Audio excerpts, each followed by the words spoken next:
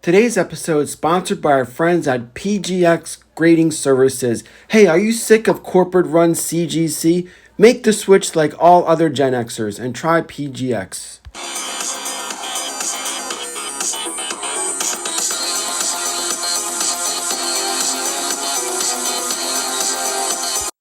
Hello and welcome to another exciting episode to Codename Jan23 Pt.2. Hi, I'm your presenter, Shabu Are You, where we're going to do another PGX unboxing episode where we take a look at some iconic, amazing books from yesteryear as we look and reflect on these books. And hey, maybe these books are something you would like to add to your personal collection, but it's just a fun way for all of us to look back. I love everybody's comments that have been added to the previous episodes. A lot of people shared their relationship with the book or some tidbits that I overlooked. And that's what I like about doing this is that I learn just as much as you guys do.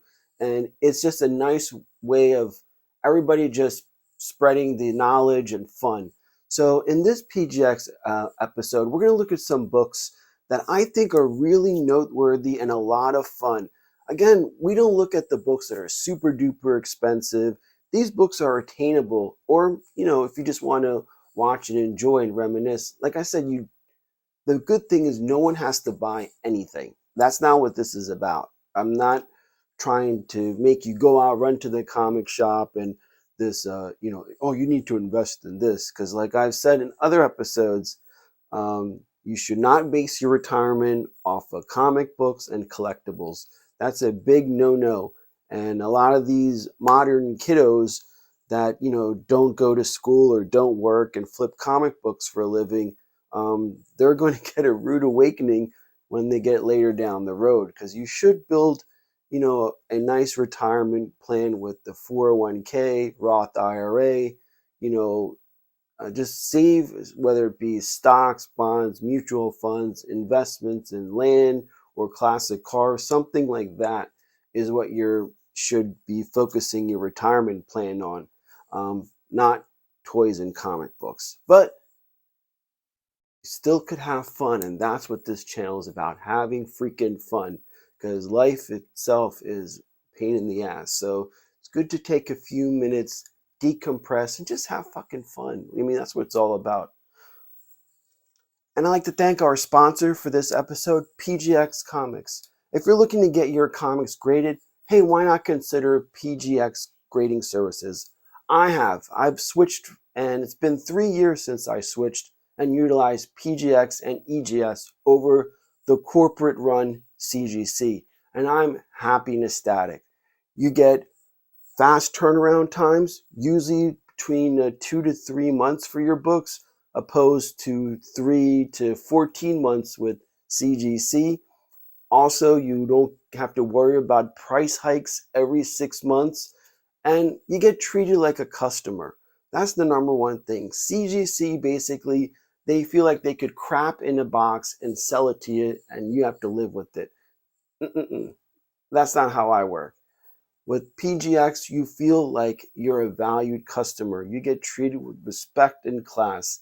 And the fact that it's run a small group of Americans running a small business. I'd rather have my dollars go to such business versus a giant corporation that's trying to appease an executive board. And the bottom line is they are looking at things as fiscal quarters. PGX cares for what they do. And it's important to support small companies because it's very dangerous for one company like a CGC to have control over the entire market.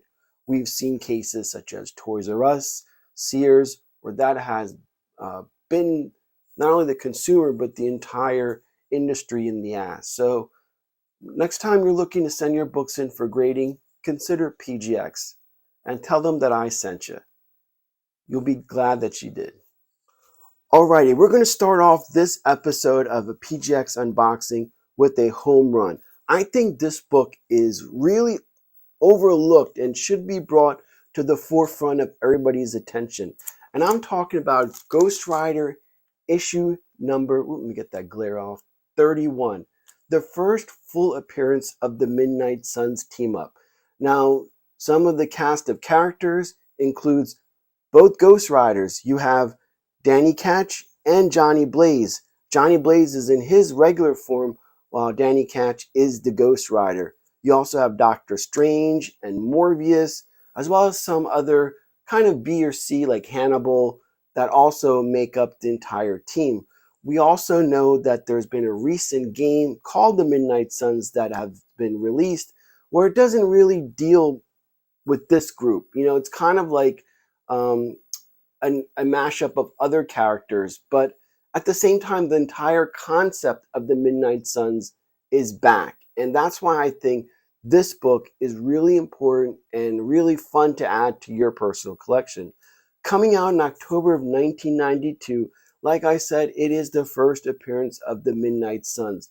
And all of this started with Ghost Rider issue number 28, which I showcased in an earlier unboxing episode, where the whole storyline of the introduction of the Midnight Suns was conceived. So this is the first, I guess, conception of the Midnight Suns, and where this one is the first full appearance of the entire team. And what's interesting about both these books is make note of the centerfold that's included. Now, PGX, you know, obviously they can't grade the book, so they kind of put the book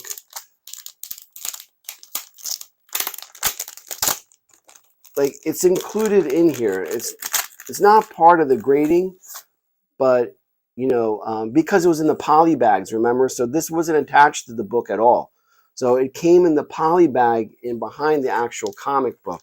So what PGX did is just like, you know, in storage, they just put it in the plastic. So that's why it's kind of good to use these plastic protecting things, because such things can, especially with the poly bags, like, you know, and the fact again, a 9.6 on a poly bag book is astonishing.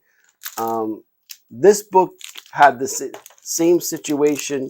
Well, even though this was a newsstand, so, but there's a centerfold in here, and that's included. So that's the good thing, is that PGX includes that the centerfold is intact in the comic book. The same thing with the Marvel value stamp. For example, my Hulk 182, that was missing the Marvel value stamp. So automatically the grade drops down to a 7. So, you know, you can't get any higher because that's missing. But with this one, since it's in the book, you know, I got the 9.4. So that's great for Ghost Rider number 28. But the other thing, going back to issue number 31, it's kind of, if you watch the previous unboxing episode, I mentioned the first appearance of Dracula's daughter, Lilith. And what's interesting about that is that, you know, Dracula is a copyright-free character. I could make a Dracula movie, you could make a Dracula movie. We don't have to pay royalties to anybody if the character is Dracula. However, because Lilith is a Marvel creation, she is a Marvel character. So even though she's the daughter of Dracula, she is in essence Marvel character. So issue number 31 is basically how the Midnight Suns have to come together in order to stop Lilith from taking over the world and enslaving everybody to be her zombie slaves or what have you. So that's what makes this book, why this book has been spiking as well, is because of the whole MCU dark speculations. What characters, what can they be, how they can be used. And we all know that this whole female push, as far as getting a lot of female characters, their screen time. So I think that Lilith is a one character that has a lot of potential, and that's why this book has been spiking through the roof. And I am so happy, and I've been tracking this book for a while, and now all of a sudden it suddenly has become in demand. But I'm glad I got it when I got it, because now the prices for these have been skyrocketing. But again, issue number 31 is so overlooked, but because you got to remember, back in those early 90s, there's so many wonderful storylines. Just Batman and Spider-Man alone and X-Men were taking all the headlines, and like this whole story arc is absolutely amazing. Do yourself a favor and reread this entire Rise of the Midnight Sun story arc. It is such a treat, and you're going to be thanking me like, wow, I can't believe it didn't get that much hype, and it rightfully deserves all that. It's a beautiful, wonderful journey that you go on reading with this. And again, these are priced very reasonable. Anybody could add this to their collection. And remember, this is part 6 of 6, but it is the first full appearance of the Midnight Suns team. So Ghost Rider 31, definitely a home run. Alrighty, so the next book actually is why this channel was founded and started to begin with. I've said this story across other episodes, how I got back into G.I. Joe and why in 2015 I decided to start this channel. I was sitting in my desk. I was assigned to a government defense contractor. So, during my downtime, I was sitting there. Yahoo Newsflash popped up. Iconic character Snake Eyes dies. And I'm like, what? I can't believe that, because to the general public, Snake Eyes is G.I. Joe. Let's be honest with that. So that's why issue 213, the issue that Snake Eyes actually died in, is starting to pick up some traction, especially with IDW losing the license and issue 300 being the end. And it ties into this issue as well. So think about that. Issue 300 ties into this issue and the future of G.I. Joe when it goes to a new publisher. This is the second print with the sketch variant. I like this one a lot, and the second printings are really small. I mean, the few that came out for this entire 4-issue arc are highly sought after because they had low print runs. So there's no shame in getting second print. The first prints are off, they're almost neck and neck. So whether you get the first or second prints, this one I like because of the entire white Grim Reaper in the background. And of course, Serpentor is there. We see that everything in issue number 155 that Snake Eyes talks about, and why he is a soldier, and how someone who could be ruthless and heartless is actually full of heart and full of character. That's why this book, getting it graded, is really special to me, because this is what started it all, coming back into G.I. Joe and sitting down and sharing with you guys.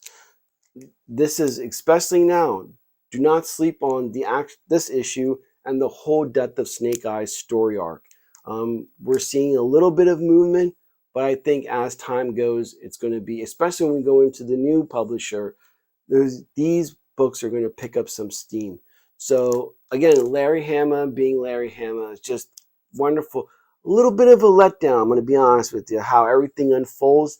It's not really dramatic as one would suspect. So I'm going to get that out there. If you want to watch the recap of this, check out my earlier episodes. We did a full recap of, from the first issue to the 4-issue, with the burial of Snake Eyes being a silent issue and probably one of the top 10 best G.I. Joe issues that you have not read yet. If you're strictly a Marvel guy, that issue pulls on your heartstrings. If you served or, a veteran, you'll see what the hell I'm talking about. It is so emotional that, I struggled doing that entire recap, just because there's a lot of symbolism to what goes on. So G.I. Joe issue number 213, definitely worth picking up, whether it's the first or second print. Make sure you add this to your collection. Our third book we're going to take a look at actually has an interesting story. I actually picked this up at the famous secret stash of Jay and Silent Bob. There is an actual store located in New Jersey of The Secret Stash, which was featured on the AMC's Comic Book Men show. So when I visited my folks, I headed up about an hour drive up to visit The Secret Stash, something I haven't done in a long time. And this is the book, one of the books I picked up in that journey.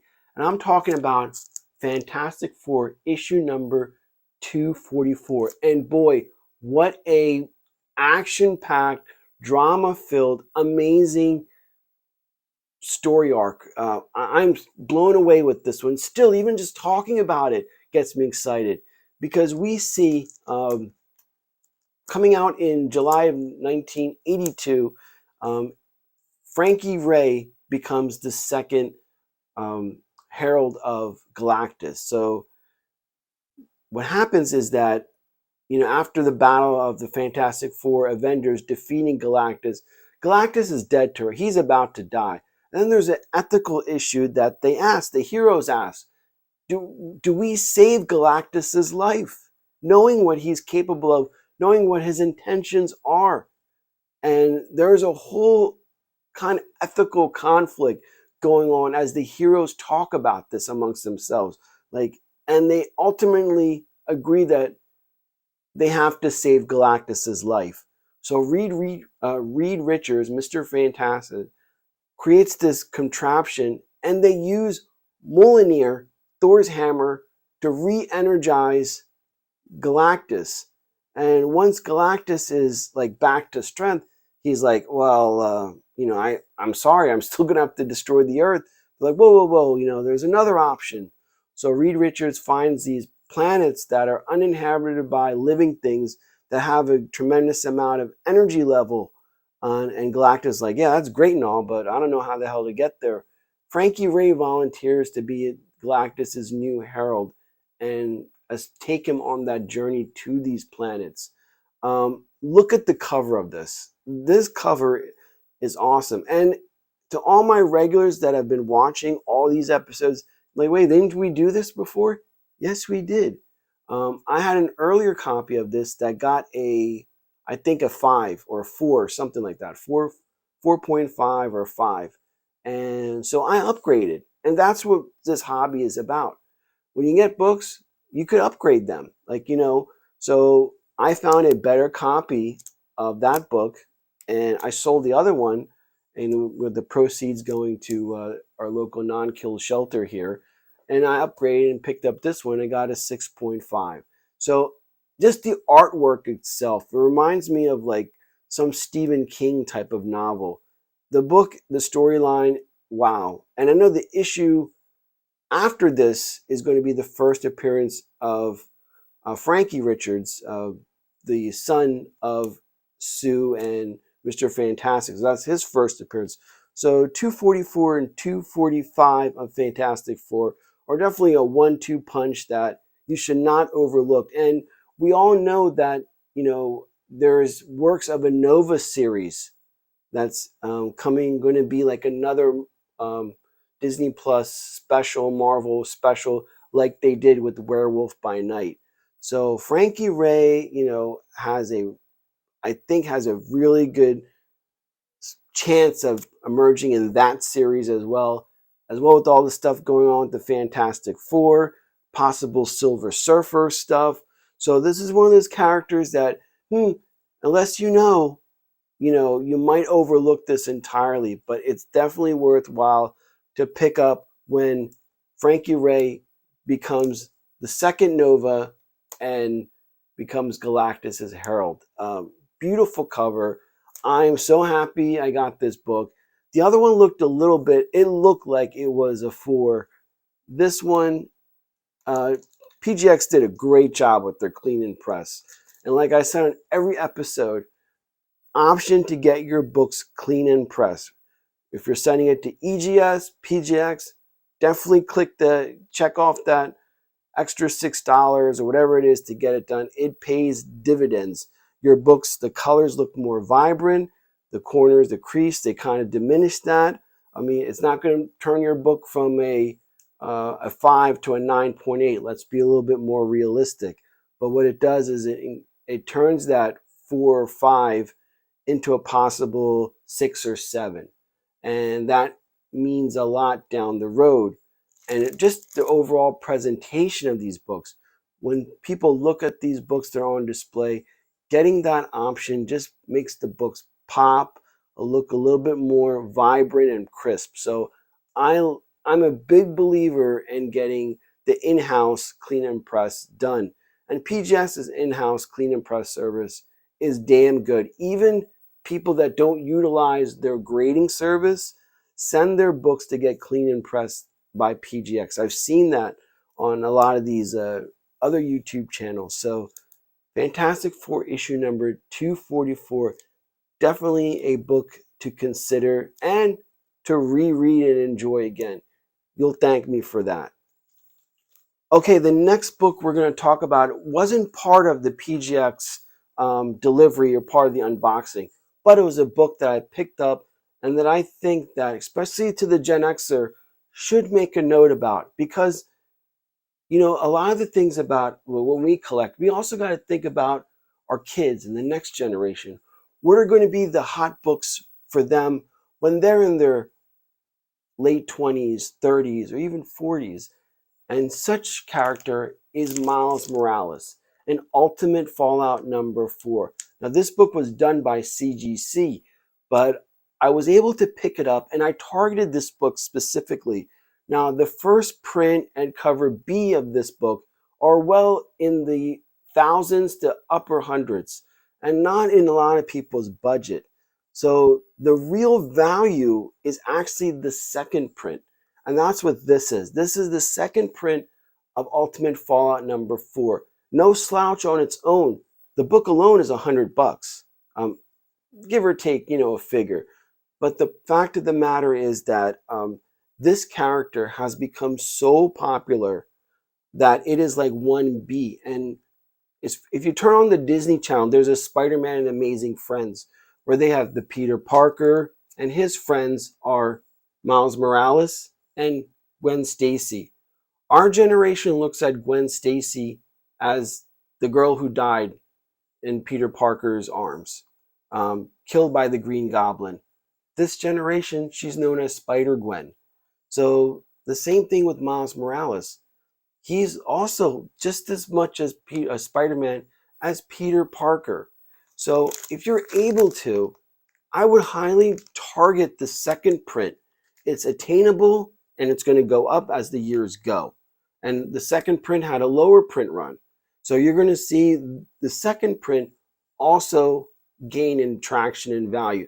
But it's just a way to just bring what we loved from the past and also the future. So definitely, and what's interesting about this is the first print kind of had his head cut, so you couldn't see his face, where the second print you could. And I think the cover B is a full picture of his face, So this is actually probably his second cover appearance with his face. So again, this book is no slouch on itself. It's attainable. It has a good expected chart path. So I definitely would recommend Ultimate Fallout number 4, second print. Again, this is a CGC book, and just to show,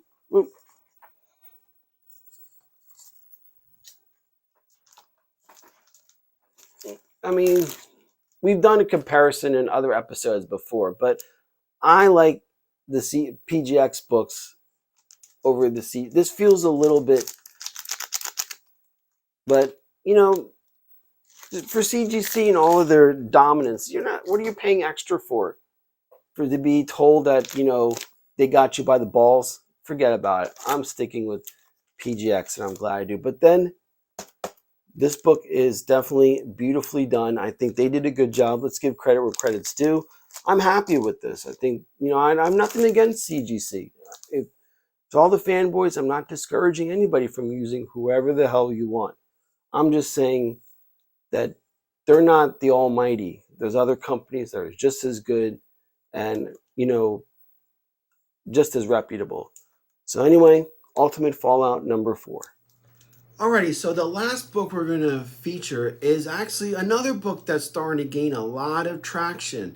And I'm talking about Punisher #1 that came out in July of 1987. This is the first full solo series, ongoing series for the Punisher.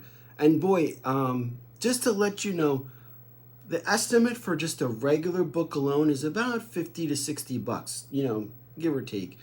And the newsstand version of this is $150. Obviously, this is the direct edition, written by Klaus Janson. I talked about him when we talked about Daredevil. It seems like Klaus is really good dealing with that New York urban environment type of drawings, and he excels in this by all means. Of course, with ASM 129, Punisher's first appearance in the thousands. I mean, you're talking about maybe a mid to upper grade, probably about 2,000 to 4,000, where the 9.8 grades are in like the $35,000 to $40,000 range. So this is an excellent alternative. Like I said, with the Frank Miller Wolverine #1, those are the books that I've been targeting in my collecting, because I know that those, Hulk 181s and, what was the other one?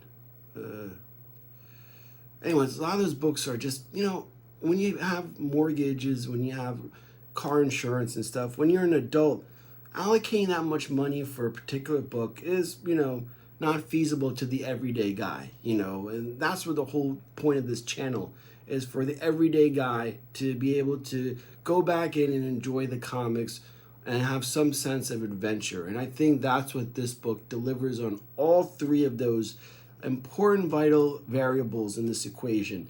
And I love this, the fact that Punisher's there, with the freaking bazooka. I mean, we talked about bazooka just in the other episode. So here he is, knocking at the door with this freaking huge bazooka. And this is one of those books that has been gaining traction because of the fact ASM 129 is out of a lot of people, the average man's price range. And this is the first solo series. So the same level of attention we talked about at the Frank Miller's Wolverine is starting to find its way into, and Punisher, just like Ghost Rider. I love those characters, those anti-hero, where they're constantly fighting within themselves, their primal, the tendencies of man to still do good and do the right thing. It may not be textbook, but at the same time, at the end of it all, they still make the right call. And that's why I love these two characters specifically, because they're constantly fighting that within themselves. There's a fight not only with the enemy, but within themselves. And that's something we all can relate to. It's tough to relate to a Superman. It's tough to relate to a Batman even. But a Punisher and a Ghost Rider is something I personally can relate with. And that's why I gravitate to these characters. I think that's just something, it's just human nature. You always have to fight. And at the end, whatever your parents instilled, the values, whatever values you have for yourself, whatever things, life experience, that overcomes that. And at the end, you do the right thing. So that's why I love these characters so much. But PGX did a wonderful job with this book, getting a 9.0, or respectable 9.0. Again, the clean and press service. When I send this in the submission, I think I purchased this from one of the Instagram friends. I think this one came from, I'll have the on the corner here, but another one of those 3 reputable Instagram sellers that I highly recommend. But he had this, and I was like, definitely caught my eye. His name I forget off the top of my head. But I know there's Peter Pan Comics, there's Sun City Comics, and then there's another one. I think it's JD Collectibles.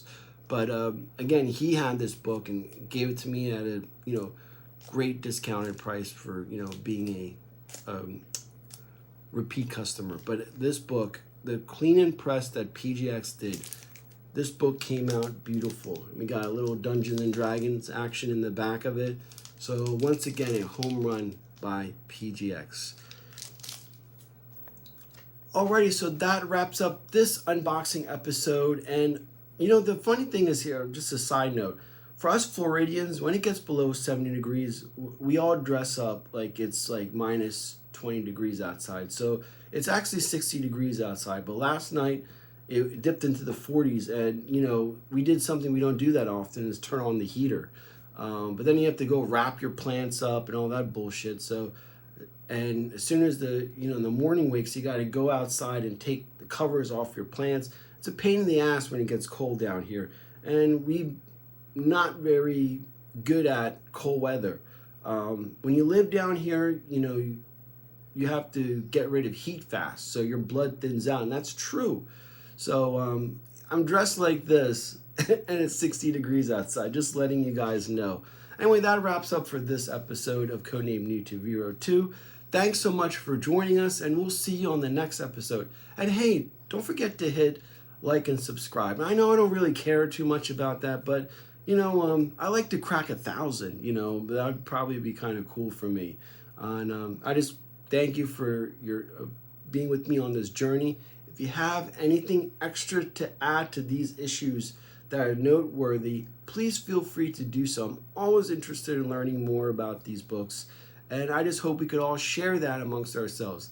Again, you don't have to buy anything. You just have to recount your experiences with these books, what you think of them, and that's good enough, you know. It's just participating and enjoyment. That's all it's all about. And hey, if you are inclined to, these are definitely books you should add to your personal collection. This is Shabu Are You. We'll see you next time. Bye-bye.